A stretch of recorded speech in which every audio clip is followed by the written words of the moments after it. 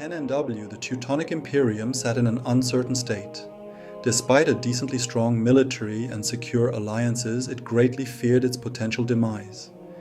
Its economy was extremely weak, its population was afraid and shaken, the emperor was without an heir, and they were stuck on a tiny peninsula within New Antiochia.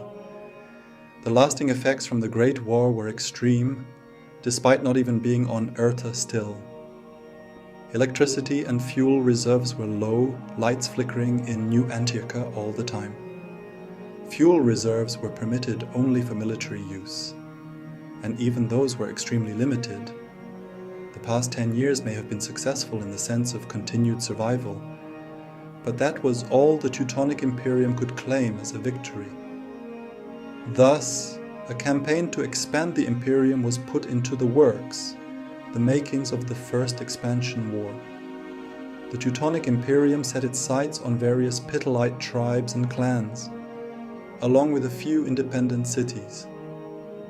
They first sent these tribes and clans offers to join the Imperium rather than face war, some of which opted to join peacefully, but others, including the cities, refused and stubbornly refused to join.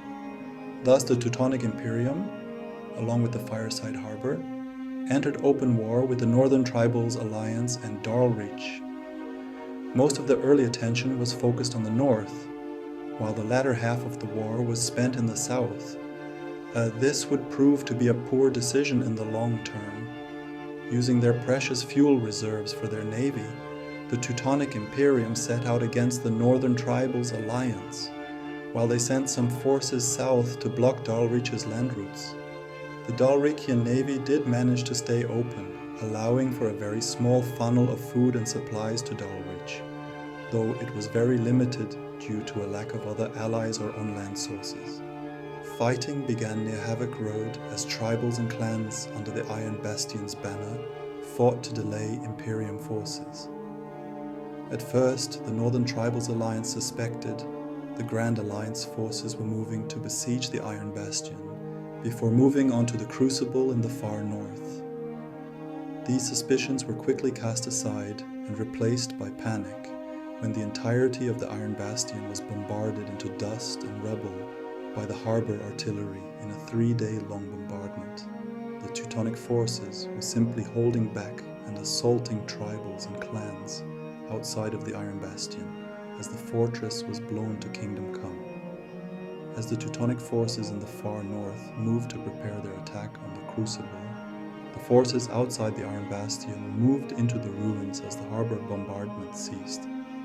After a short battle against tribals and clans that had rallied to the ruins, they claimed the city and defeated the last of their opposition in the north besides the Crucible itself.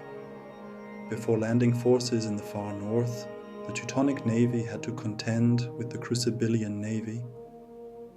The two forces met in battle at Yellowbright Reef, and it wasn't even close.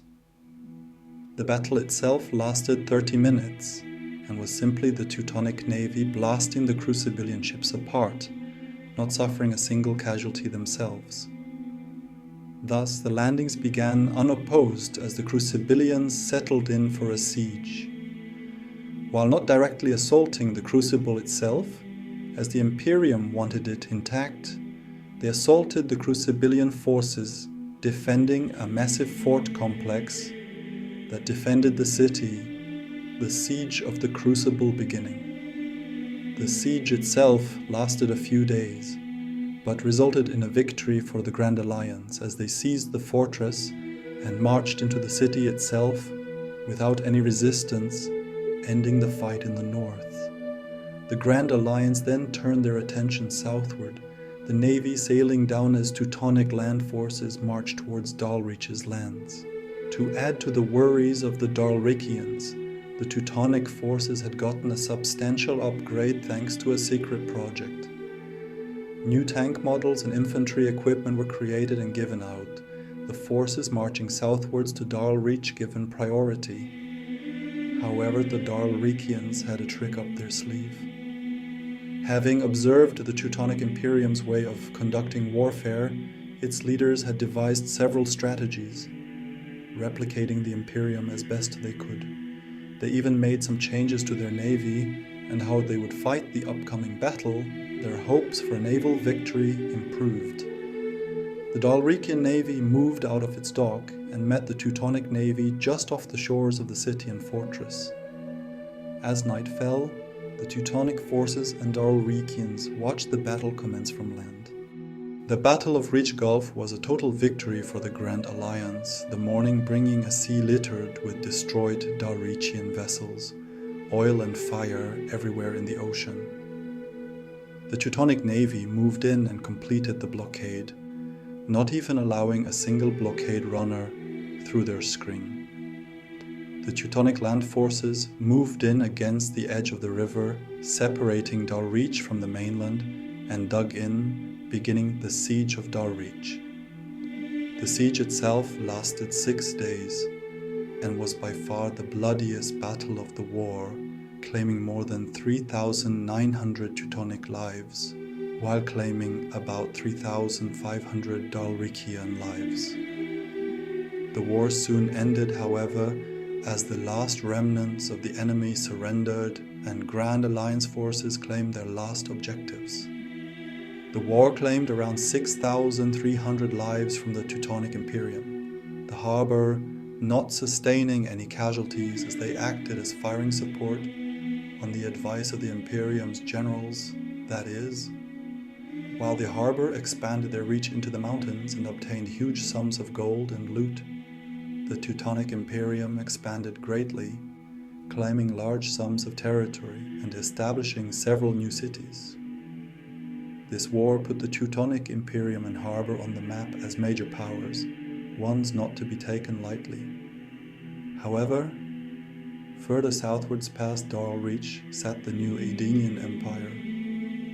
Seeing the utter failure of the northern independence, the new Aedenians began to prepare. They knew they'd be next, either by the Imperium or someone else's hand. They would be the next target for a rising power's expansion. Thus, the stage was set for an upcoming conflict that would shake the Grand Alliance to its core